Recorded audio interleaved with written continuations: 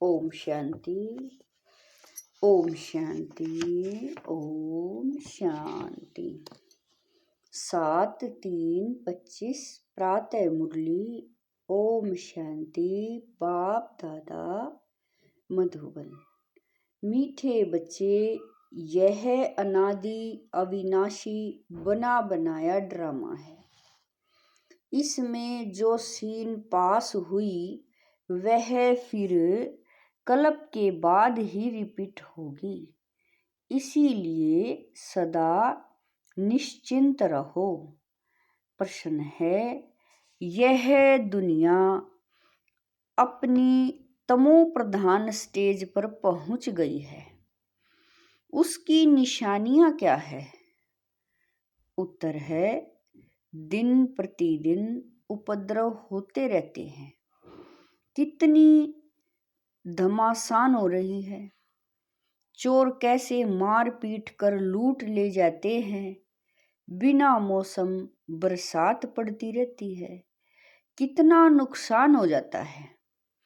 यह सब तमो प्रधानता के चिन्ह हैं। तमो प्रधान प्रकृति दुख देती रहती है। तुम बच्चे ड्रामा के राज को जानते हो, इसलिए कहते हो नथिंग न्यू। ओम शांति। अभी तुम बच्चों पर ज्ञान की वर्षा हो रही है। तुम हो संगम युगी और बाकी जो मनुष्य हैं वह सब हैं कलयुगी। इस समय दुनिया में अनेक मतांतर हैं। तुम बच्चों की तो है एक मत। जो एक मत भगवान की ही मिलती है। वे लोग भक्ति मार्ग में जप तप तीर्थ आदि जो कुछ करते हैं वह समझते हैं। यह सब से बाबा कह रहे हैं, वह समझते हैं यह सब रास्ते भगवान से मिलने की हैं। कहते हैं भक्ति के बाद ही भगवान मिलेगा, परंतु उन्हों को यह पता ही नहीं है कि भक्ति शुरू कब होती है और कब तक चलती है। सिर्फ कह देते भक्ति से भगवान मिलेगा। इसीलिए अनेक प्रकार की भक्ति करते आते हैं। यह भी खुद समझते हैं कि परंपरा से हम भक्ति करते आए हैं। एक दिन भगवान जरूर मिलेगा। कोई न कोई रूप में भगवान मिलेगा। क्या करेंगे? जरूर सदगति करेंगे, क्योंकि वह है ही सर्व का सदगति दाता। भगवान कौन है, कब आएगा, यह भी नहीं जानते। महिमा भले किस्म किस्म की गाते हैं। कहते हैं भगवान पतित पावन है, ज्ञान का सागर है, ज्ञान से ही सदगति होती है। यह भी जानते हैं भगवान निराकार है, जैसे हम आत्मा भी निराकार हैं। पीछे शरीर लेती हैं हम आत्माएं भी बाप के साथ परम धाम में रहने वाली हैं। हम यहाँ की वासी नहीं हैं। कहाँ के निवासी हैं यह भी यथार्थ रीति नहीं बतलाते हैं। कोई तो समझते हैं हम स्वर्ग में चले जाएंगे। अब सीधा स्वर्ग में तो किसी को भी जाना नहीं है। कोई फिर कहते ज्योति ज्योत में समा जाएंगे। यह भी रोंग है। आत्मा को विनाशी बना देते हैं, मोक्ष भी हो न सके। जबकि कहते हैं बनी बनाई यह चक्र फिरता है ना। हिस्ट्री ज्योग्राफी रिपीट होती है, परंतु चक्र कैसे फिरता है यह नहीं जानते। न चक्र को जानते न ईश्वर को जानते हैं। भक्ति मार्ग में कितना भटकते हैं। भगवान कौन है यह तुम जानते हो, भगवान को फादर भी कहते हैं तो बुद्धि में आना चाहिए ना। लौकिक फादर भी तो है, फिर हम उनको याद करते हैं तो दो फादर हो गए, लौकिक और पारलौकिक। उस पारलौकिक बाप से मिलने के लिए इतनी भक्ति करते हैं, वह परलोक में रहते हैं। निराकारी दुनिया भी है जरूर। तुम अच्छी रीति जानते हो, मनुष्य जो कुछ करते हैं वह सब है भक्ति मार्ग। रावण राज्य में भक्ति ही भक्ति होती आई है, ज्ञान हो न सके। भक्ति में बाबा कह रहे हैं, भक्ति से कभी सदगति नहीं हो सकती। सदगति करने वाले बाप को याद करते हैं तो जरूर वह कभी आकर सदगति करेंगे। तुम जानते हो यह बिल्कुल ही तमो प्रधान दुनिया है। सतो प्रधान थे, अभी तमो प्रधान है। कितने उपद्रव होते रहते हैं, बहुत दमासान हो रही है। चोर भी लूटते रहते हैं, कैसे कैसे मार पीट कर चोर पैसे लूट ले जाते हैं। ऐसी ऐसी दवाइयाँ हैं जो सुंघाकर बेहोश कर देते हैं। यह है रावण राज्य। यह बहुत बड़ा बेहद का खेल है। इसको फिरने में 5000 वर्ष लगते हैं।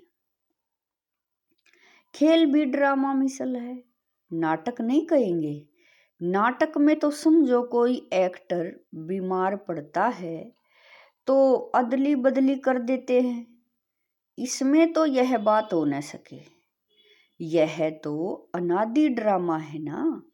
समझो कोई बीमार हो पड़ता है तो कहेंगे ऐसे बीमार होने का भी ड्रामा में पार्ट है। यह अनादि बना बनाया है, और किसी को तुम ड्रामा कहो तो मूंझ जाएंगे। तुम जानते हो यह बेहद का ड्रामा है। कल्प बाद फिर भी यही एक्टर्स होंगे। जैसे अभी बरसात आदि पड़ती है, कल्प बाद फिर भी ऐसे ही पड़ेगी। यही उपद्रव होंगे। तुम बच्चे जानते हो ज्ञान की बरसात तो सभी पर पड़ नहीं सकती, लेकिन यह आवाज सभी के कानों तक अवश्य जाएगा कि ज्ञान सागर भगवान आया हुआ है। तुम्हारा मुख्य है योग, ज्ञान भी तुम सुनते हो, बाकी बरसात तो सारी दुनिया में पड़ती है। तुम्हारे योग से स्थायी शांति हो जाती है। तुम सबको सुनाते हो कि स्वर्ग की स्थापना करने भगवान आया हुआ है, परंतु ऐसे भी बहुत हैं जो अपने को भगवान समझ लेते। तो तुमको फिर कौन मानेगा? इसीलिए बाप समझाते हैं, कोटों में कोई निकलेंगे, तुम्हारे में भी नंबरवार जानते हैं। भगवान बाप आया हुआ है। बाप से तो वर्षा लेना चाहिए ना। कैसे बाप को याद करो, वह भी समझाया है।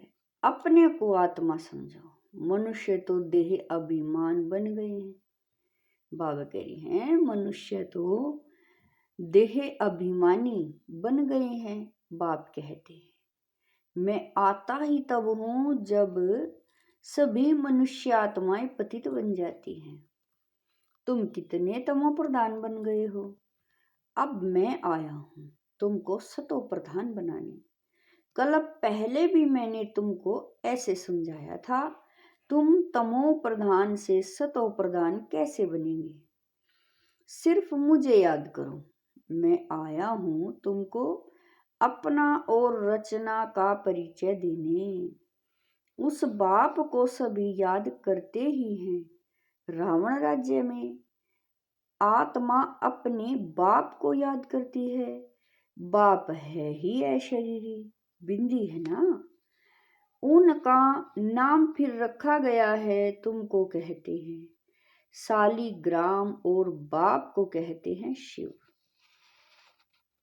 तुम बच्चों का नाम शरीर पर पड़ता है, बाप तो है ही परमात्मा, उनको शरीर तो लेना नहीं है, उसने इनमें प्रवेश किया है, यह ब्रह्मा का तन है।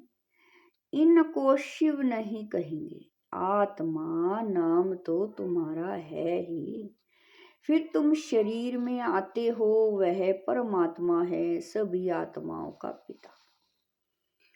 तो सभी के दो बाप हो गए, एक निराकारी एक साकारी, इनको फिर अलौकिक वंडरफुल बाप कहा जाता है।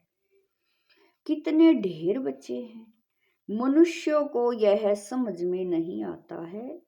प्रजापिता ब्रह्मा कुमार कुमारियां इतने ढेर हैं, यह क्या है, किस प्रकार का यह धर्म है, समझ नहीं सकते। तुम जानते हो यह कुमार कुमारी प्रवृत्ति मार्ग का अक्षर है ना।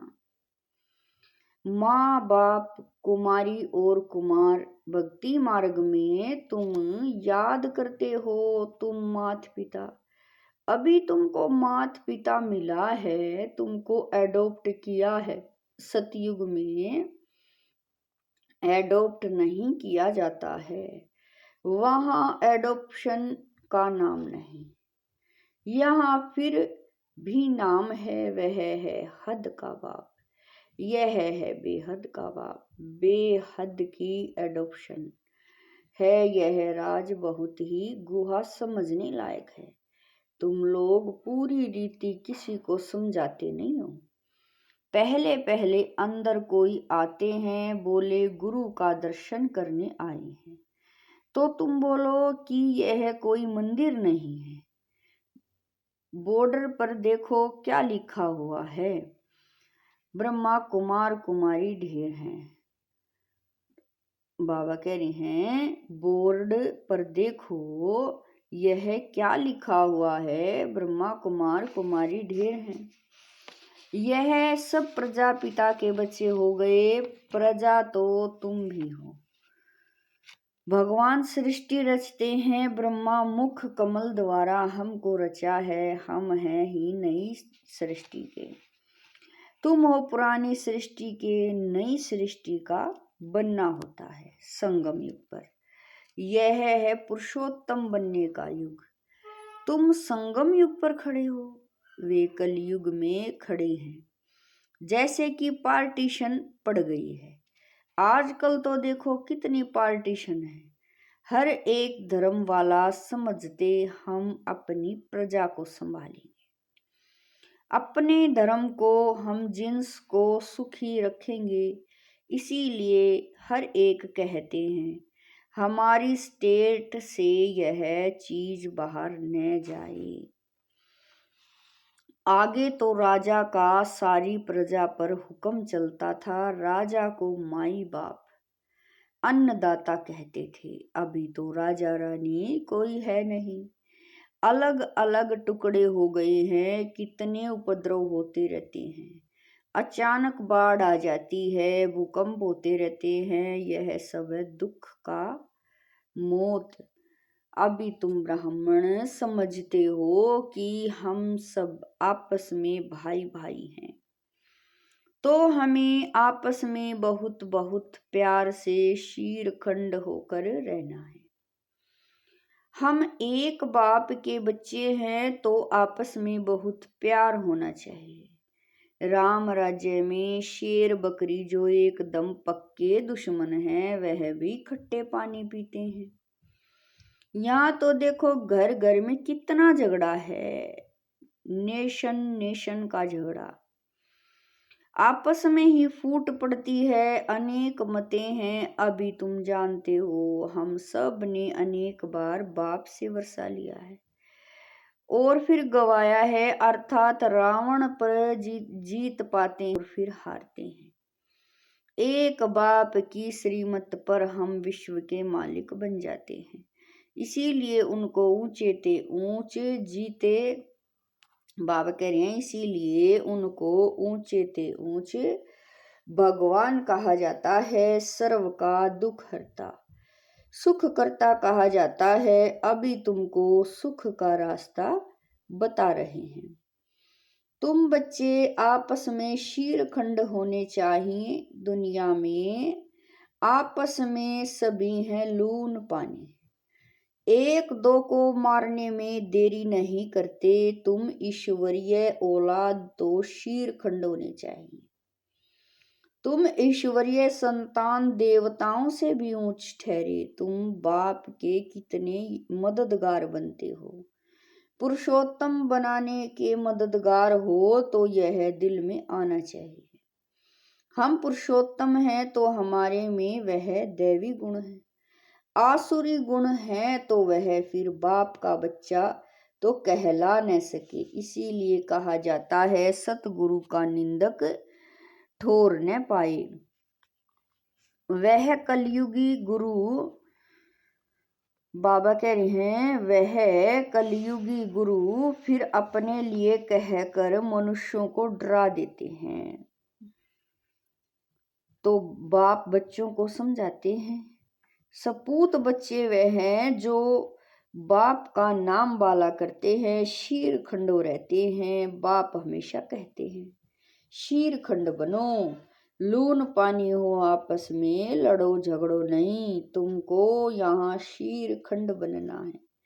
आपस में बहुत लव चाहिए, क्योंकि तुम ईश्वरीय औलाद हो ना। ईश्वर मोस्ट लवली है, तब तो उनको सभी याद करते हैं। तो तुम्हारा आपस में बहुत प्यार होना चाहिए, नहीं तो बाप की इज्जत गवाते हो। ईश्वर के बच्चे आपस में लून पानी कैसे हो सकते हैं?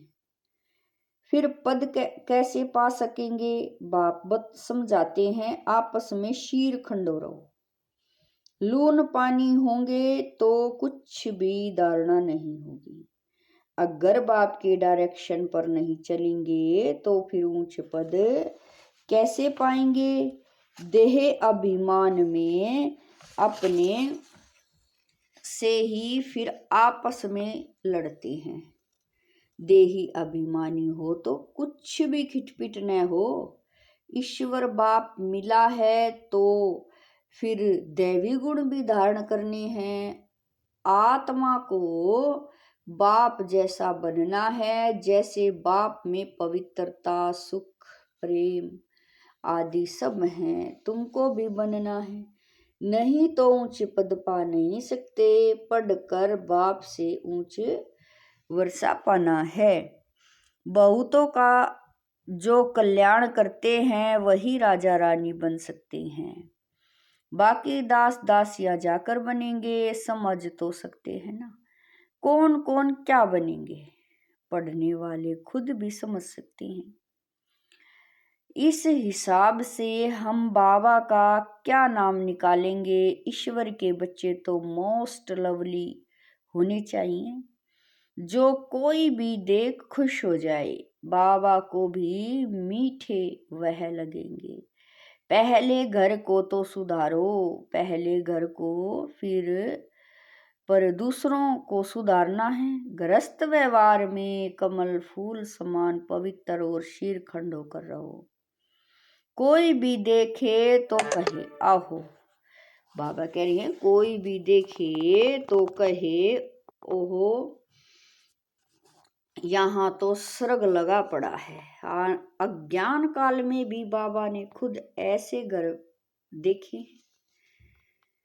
6-7 बच्चे शादी किए हुए सब इकट्ठे रहते हैं। सब सवेरे उठकर भक्ति करते हैं। घर में एकदम शांति लगी रहती है। यह तो तुम्हारा ईश्वरीय कुटुंब है। हंस और बगुला इकट्ठा तो रह नहीं सकते।